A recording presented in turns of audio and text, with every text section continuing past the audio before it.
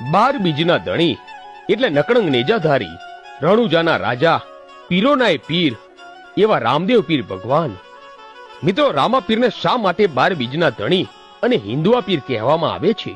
તો આવો જાણીએ આ વિડીયોમાં આ રામદેવ પીરની વાર્તા.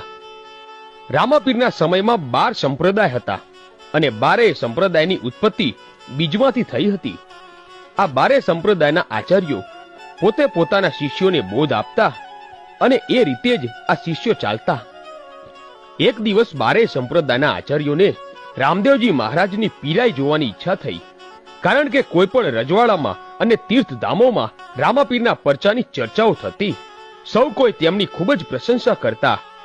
આમ રામાપીરનું નામ ચારેય મલકમાં ગુંજતું હતું. આથી આ સંપ્રદાયના આચાર્યોને આ ગમતું નહીં, એટલે 12 સંપ્રદાયના આચાર્યોએ મળીને એક જ દિવસે અલગ અલગ 12 જગ્યાએ પાઠ પૂજન કરવાનું આયોજન કર્યું. પછી તો એક પછી એક દરેક સંપ્રદાયના આચાર્યો રામાપીરને પાઠમાં આવવાનું વાયક આપવા માટે ગયા. 12 બીજના ધણી એટલે નકળંગ નેજાધારી, રણુજાના રાજા, પીરોનાય પીર એવા રામદેવ પીર ભગવાન. મિત્રો, રામાપીરને શા માટે 12 બીજના ધણી અને હિન્દુઆ પીર કહેવામાં આવે છે? તો આવો જાણીએ આ વિડીયોમાં આ રામદેવ પીરની વાર્તા. રામાપીરના સમયમાં 12 સંપ્રદાય હતા અને 12 સંપ્રદાયની ઉત્પત્તિ બીજમાંથી થઈ હતી. આ 12 સંપ્રદાયના આચાર્યો પોતે પોતાના શિષ્યોને બોધ આપતા અને એ રીતે જ આ શિષ્યો ચાલતા.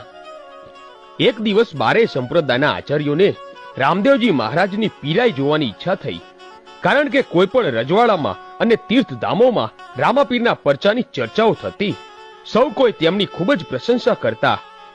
આમ રામાપીરનું નામ ચારેય મલકમાં ગુંજતું હતું. આથી આ સંપ્રદાયના આચાર્યોને આ ગમતું નહીં, એટલે 12 સંપ્રદાયના આચાર્યોએ મળીને એક જ દિવસે અલગ અલગ 12 જગ્યાએ પાઠ પૂજન કરવાનું આયોજન કર્યું.